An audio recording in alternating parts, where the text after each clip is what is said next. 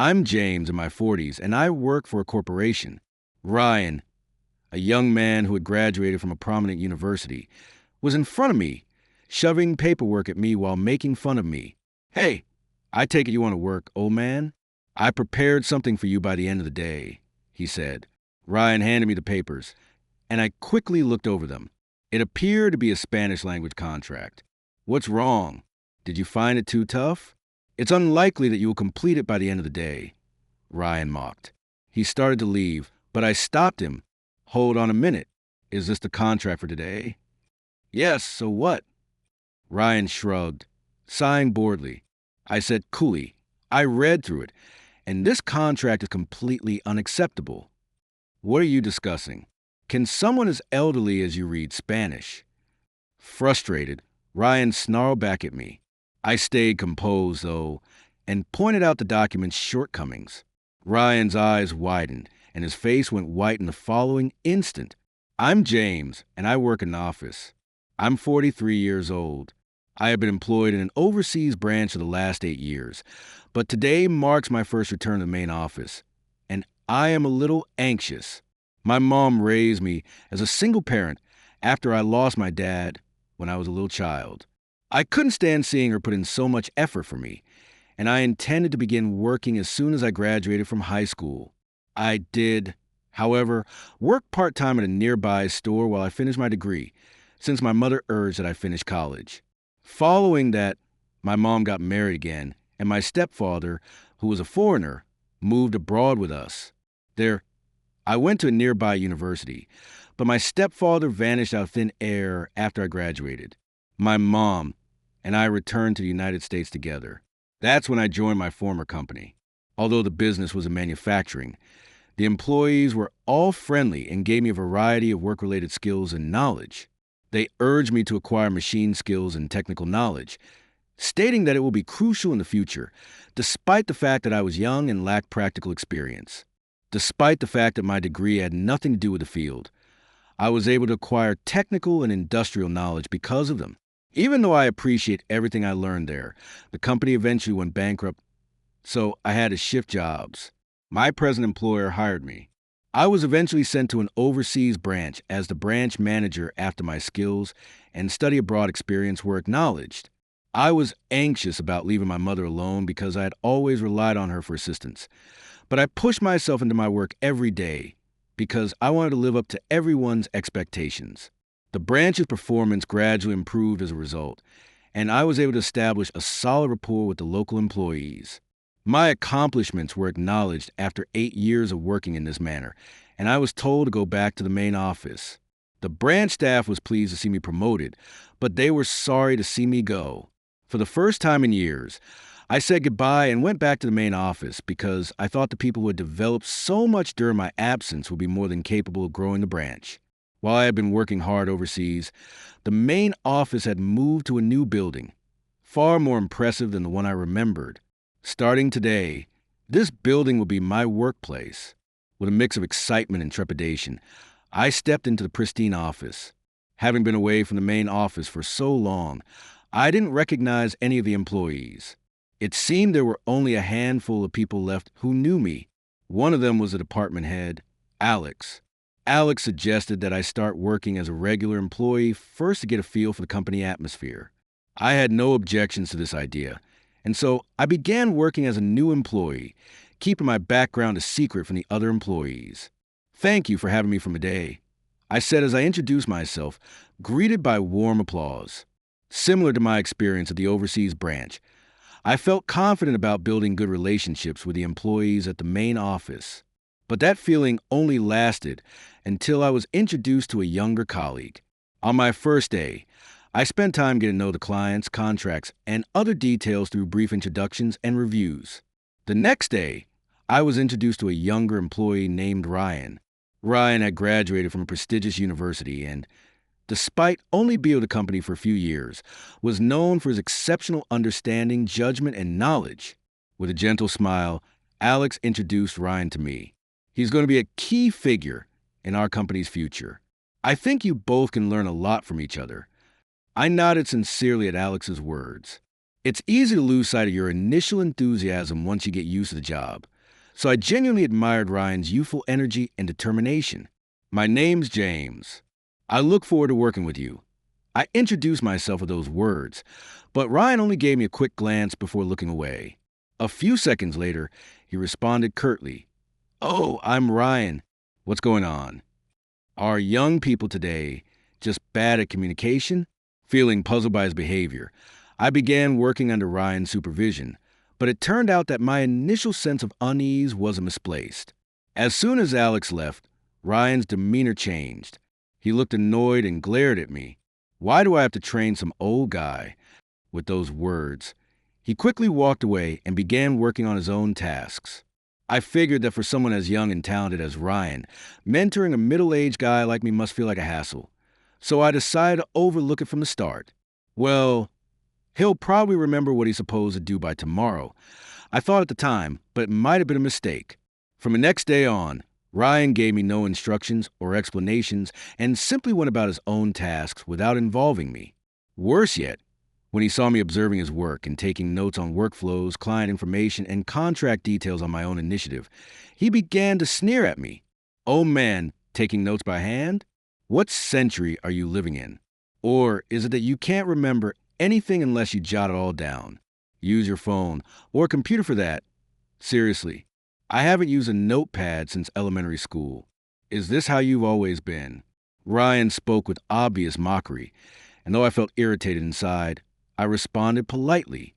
Well, in my first year as a professional, I was taught to take notes on everything new I encountered. "Oh, so you did that at your last job too? I guess you couldn't remember anything without writing it down. That's probably why you got fired from your previous company, because you're incompetent, right?" Ryan stared intently at my face for a moment before suddenly bursting into laughter. I stared at his profile in shock. The other employees around us acted indifferent, as if it had nothing to do with him, with a detached and uninterested demeanor. No one tried to stop Ryan. I had never been ashamed of being a new employee, nor had I ever felt disrespected in this company. If anything, I had always received words of encouragement and support, but it seemed that in just 8 years, the company culture had completely changed. As I bit my lip in frustration, Ryan continued his verbal attacks. "Writing notes by hand? You won't be able to keep up with the pace of work like that. It's obvious that someone is useless as you can't handle proper tasks. I'll make sure you only get the kind of simple work even a clueless guy like you can manage. Be grateful." Ryan called out to an employee passing by. "Hey, that's the next meeting, right? Let this old guy handle the copying. You can leave it to him." Hearing that, the employee hesitantly handed the document to Ryan. "All right, no problem, leave it to me," Ryan said. With those words, he thrust the documents into my hands. He shoved the paper so roughly that I nearly dropped them. Seeing this, Ryan glared at me and shouted angrily, "Hey, you useless idiot. If you dare drop these important documents, you'll regret it." Then he piled a mountain of documents into my hands. Copying or cleaning doesn't require notes, does it? Or do you need notes on how to use a copier or a broom too? You're such an analog guy that you don't understand anything about machines. You're getting paid, so at least do this much work. I thought about responding, but when I saw the troubled expressions on the employees' faces, I decided it wasn't worth it and swallowed my words. Then, as I headed to the copier as instructed, Ryan hurried me along. "Come on, hurry up. If you take your time, we'll run out of it. Even an old guy like you must have done copying before, right? Just get it done already." Holding back my frustration, I obeyed Ryan's orders. His arrogant behavior only escalated from there. Thinking I was just a middle-aged new employee, he constantly looked down on me. He also took every opportunity to flaunt the fact that he had graduated from a prestigious university. His entire sense of judgment seemed to revolve around academic background, and his pride in being a top graduate was immense.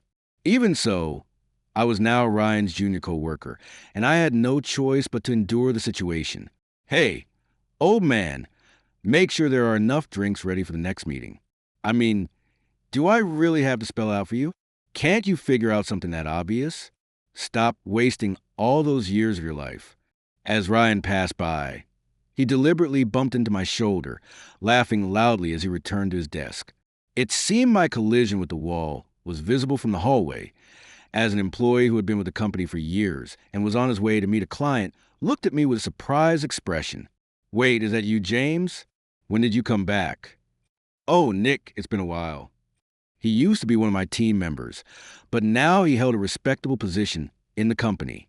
Nick quickly realized that Ryan had deliberately bumped into me and, with a frown, started to call out to Ryan, "Hey, you there? It's fine. He's my boss now. More importantly, are you okay on time?" I pointed to the clock. Nick, startled, quickly said goodbye and left. Following Ryan's instructions, I headed to the break room to prepare the drinks. But Ryan's harassment continued daily after that. He made me staple hundreds of documents for meetings, shred piles of unnecessary paper, and haul bags of shredded paper to the trash. He instructed me to procure dozens of umbrellas for visitors and urgently gather helmets for site inspections, constantly assigning me only trivial tasks. That wasn't the end of it. He would give me meeting times that were 10 minutes late, exclude me from important updates, and even configure the email system to withhold critical work emails from me. His behavior escalated more and more over time.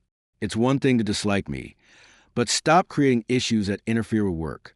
When I confronted him about it, he lashed out at me instead. "Who the hell do you think you are?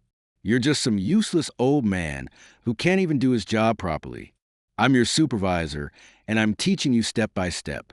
You're not ready for work-related updates yet, so shut up and stop complaining." Then Ryan crossed a line that should never have been crossed. That day, I was scheduled to accompany Ryan. It was a meeting with a client that had been planned for some time, involving a major contract that could lead to a strong partnership for the next several years if things went well. Last night, Ryan handed me materials and repeatedly emphasized the importance of the meeting. "Don't you dare be late tomorrow. I'm letting you observe a critical negotiation, so take it seriously." Hearing his words, I felt a small sense of relief. Even though he doesn't like me, he's still letting me participate in an important meeting. If I get more opportunities like this, maybe my relationship with Ryan will gradually improve. After all, he's young and talented. Even if he's misunderstanding things now, he'll mature as he gains experience and learns more. I had high hopes, but the next day brought an unbelievable turn of events. That morning, I noticed Ryan was nowhere to be seen at the office and asked another employee about it. "What? He's already left." "Yes. The meeting time was changed, so today's negotiation with the client started first thing in the morning. Ryan was informed about the change the day before yesterday." "Didn't he tell you?" "Apparently. I had not been informed about the change in schedule." Looking at the clock, I saw that the meeting had already begun. I slowly walked back to my desk. What is Ryan thinking? Frustration and sadness welled up inside me, and I bit my lip. I was angry at Ryan for his actions, but even more so, I was angry at myself for being mocked and treated this way by someone more than 10 years younger than me. Why am I letting myself be disrespected like this? This is pathetic. Each day made me doubt my own worth, and I had completely lost my confidence. I had returned to main office to work. Yet I wasn't allowed to participate in negotiations or meetings, nor was I given any real work. The only tasks I was assigned were trivial ones like making copies or cleaning, and I wasn't given any meaningful responsibilities. Even so, Ryan's my boss, and I was not in a position to defy him. Alex had instructed me to learn from Ryan. I didn't want to betray Alex's expectations, and above all, I couldn't bear the humiliation of anyone finding out that I was being bullied by someone younger than me. Reporting harassment from a younger colleague felt like admitting to my own failure in managing relationships, and I just couldn't bring myself to do it. The idea of complaining that I wasn't being given tasks, wasn't informed of meeting times, and wasn't respected felt too petty to bring up for someone in their 40s. Reporting something like this to the Human Resources Department felt beyond embarrassing. Resigned, I immersed myself in reading the materials and waited for Ryan to return. Since I couldn't attend the negotiation, I had no choice but to dig into the details myself to understand as much as possible. I searched for ways to contribute and kept working hard. The new product our company is about to launch heavily depends on materials purchased from a major overseas corporation. Deal discussed at today's meeting. Ryan was chosen to lead this project. For the past few months, he had been running around to various places, almost as if he had forgotten I existed. However, I couldn't help but feel uneasy about the significant authority Ryan held over such a major project. As promising as he may be, can someone who's only been with the company a few years really handle such a large-scale project? Concerned, I tried to talk to him several times, but Ryan refused to listen. Are you underestimating me just because I'm young? A job like this is a breeze for a top university graduate like me. I can handle it just by reviewing past documents. I'm on a completely different level than you. With that, he dismissed me without considering anything I said. Although Ryan provided updates to the employees upon his return, no one but him knew the exact progress of the project. This lack of transparency made it impossible to handle tasks or make minor adjustments when he was unreachable. As we prepare to launch the new product, I wondered, is anyone overseeing the factory operations and necessary production processes? As I pondered these concerns, Ryan finally returned after several hours. His face was flushed with excitement, brimming with confidence as he walked in. On his way to his desk, he glanced at me. Wow, I didn't even notice you were here. Your presence is so faint. Ryan, why didn't you inform me about the meeting's reschedule for today? I couldn't help but confront him, but he ignored me and threw a stack of documents written in Spanish at me. All right, I get it. You want work, right? Here, I'll give you something. Translate this by the end of the day. Laughing mockingly, he shoved the papers into my hands. I took them and quickly skimmed through them. It was a contract written entirely in Spanish. What's the matter? You wanted work, didn't you? Or is Spanish too hard for a useless old guy like you? Guess there's no way you'll finish it today. As he turned to leave, I stopped him in his tracks. Wait, is this today's contract? Yes, so? If you keep asking stupid questions, I'll make sure you never get any work again. Ryan shot me a bored glare, but I calmly responded, I've read through it, and this contract is completely unacceptable. What the hell are you talking about? A new employee like you could understand it? Stop making stuff up. Ryan shot back angrily, but I calmly pointed out the issues with the document. Look here, the unit of measurement is incorrect. Caught off guard, Ryan's voice cracked as he leaned in to look at the contract I was holding. The contract itself was straightforward, something you could skim through in 3 seconds, but what I saw written within it revealed a major issue. I quickly translated the document and read aloud. As I read, not only Ryan but also the surrounding employees who had gathered to listen appeared shocked. What's wrong with it? This deal doesn't seem like it causes any losses to our company. Read the wording carefully. Does it seem fine to you? This is written in metric units. Metric? What are you talking about? That can't be right, can it? As Ryan's confidence crumbled, he couldn't help but snatch the contract from my hands and review it himself. Moments later, he began trembling, clearly shaking. No way. This can't be happening. The contract indeed listed the unit as 30 centimeters. Converting that to the imperial system, 30 centimeters equals roughly 1 foot. In other words, the price Ryan thought was for 1 yard was actually for just 1 foot, 3 times more expensive than he had anticipated. Realizing his mistake, Ryan turned pale and frantically reread the document multiple times. But no matter how many times he read it, the figures on the page remained unchanged. This has to be some kind of mistake. It's not my fault. The other side must have made a typo. I'm not to blame. His voice cracked as he shouted in panic, desperately trying to defend himself. It's true that to prevent such errors, both units are typically listed side by side. Cases like this, where only the other party's unit is used, are quite rare. Ryan likely misunderstood the figures written in the metric system as imperial units because he was accustomed to using the imperial system in his daily work. However, the contract included a small note written in Spanish indicating that the measurements were in the metric system. The note was written in barely legible text and tucked away in the corner of the page. Considering this, it might have been intentional on the other party's part. However, regardless of the reason, it was Ryan's mistake to overlook the note and assume the figures were in imperial units without verifying the details in the first place. Being subjected to such a trick suggests that we're not being taken seriously. Fortunately, the contract hasn't been finalized yet, so there's still a chance to turn things around. Let's contact Alex immediately. We need to head to the client right away. Don't you dare take action on your own. You're a new employee. This is my contract. Ryan glared at me angrily, but I took the contract back from his hand and moved on to my next steps. Hey, old man, don't ignore me. Behind me, Ryan was still yelling loudly. However, I ignored him and calmly pulled out the necessary document from the pile I had been reviewing earlier. As I hurriedly finished preparing, Alex appeared. What's going on, James? What's all this about? Looking surprised, Alex started to ask me what was going on. But before I could respond, Ryan interrupted. Alex, this old man is sabotaging my work. He's just a new employee, jealous of me, a prestigious university graduate, and trying to undermine me.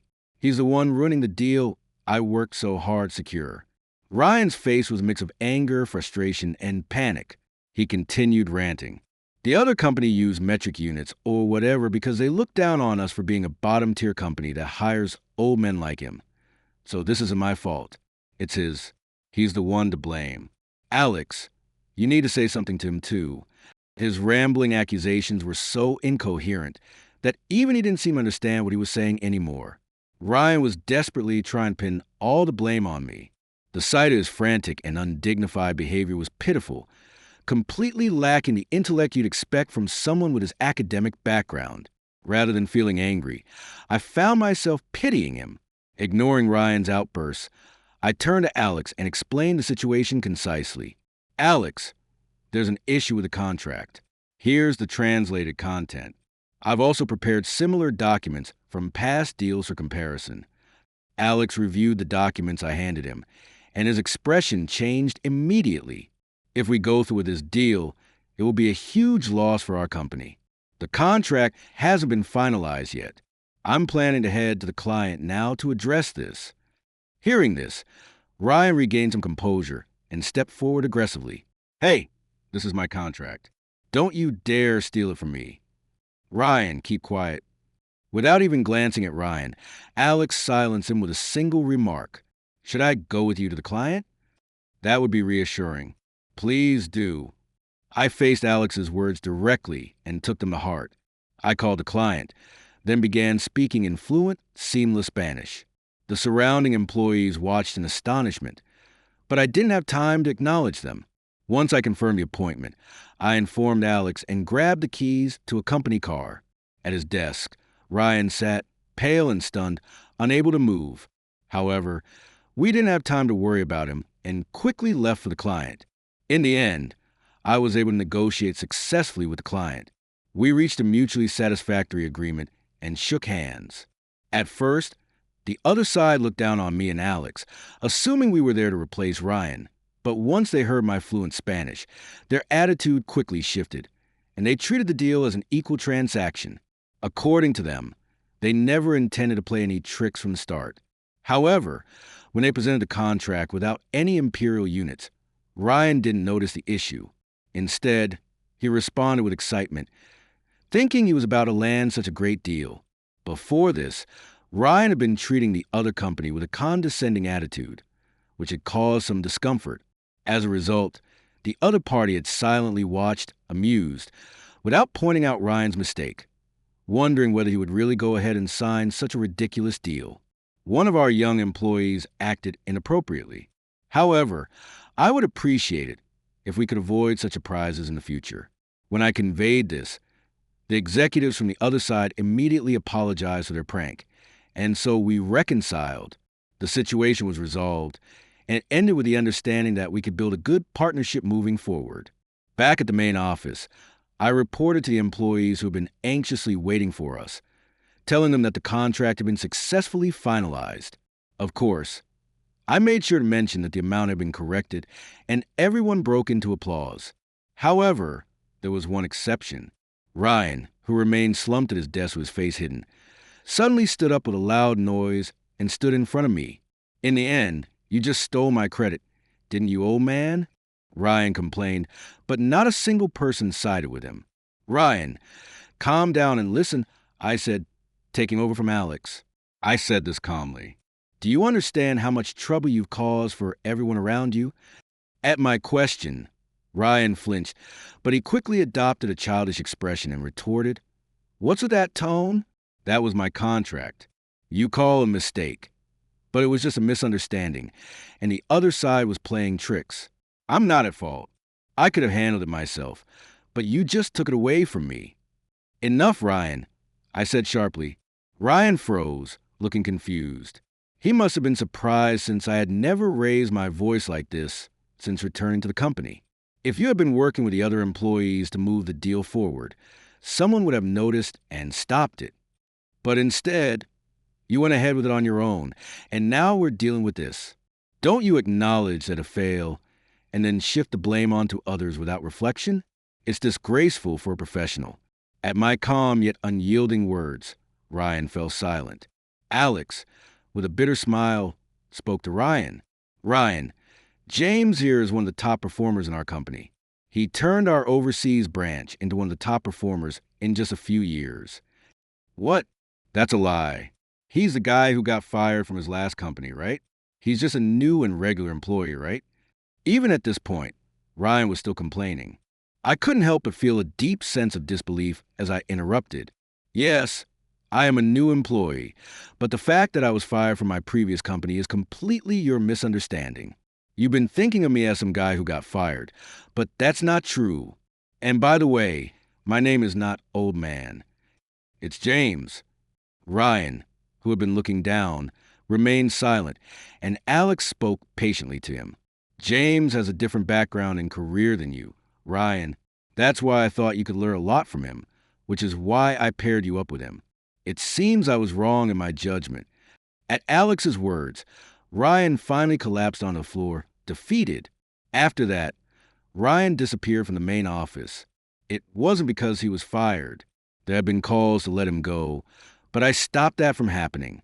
Ryan is young, and if he weren't so arrogant, his passion for his work is undeniable, and passion for one's work isn't a bad thing. It should be praised. On my advice, Ryan was sent to work as a regular employee at one of our regional branches. In the region, he got hands-on experience from the ground level, working in the factory and understanding the flow of products. He learned that business is about the connections between people. When I heard that, I felt a sense of satisfaction. Given that Ryan is a smart guy, I knew that working in the field would help him understand what needed to be done and what he was missing. That decision paid off, and it lifted a weight off my chest. One day, Ryan would learn from this mistake, grow from it, and come back to the main office a better person. That's my hope. I looked up at the sky in the direction of the region where Ryan was, filled with expectations. 1 year passed. Work was flowing smoothly. I was officially promoted to the head of the sales department at the main office. Alex was appointed as the executive director. Since then, we had continued to have successful contracts with that same client. Since graduating from college, I've always been shaped by society, or maybe it was even before that. My mom raised me as a single parent throughout elementary school, middle school, high school, and university.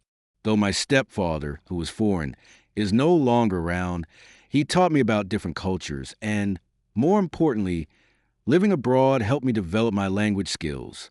Thanks to the support of many people and the encounters I've had, I am who I am today. Now, as a way to give back, I want to focus on developing new talent. I want to nurture reliable employees who can support the company. Until the day I leave the company, I will continue to evolve alongside it. With that thought, I picked up a report from the field.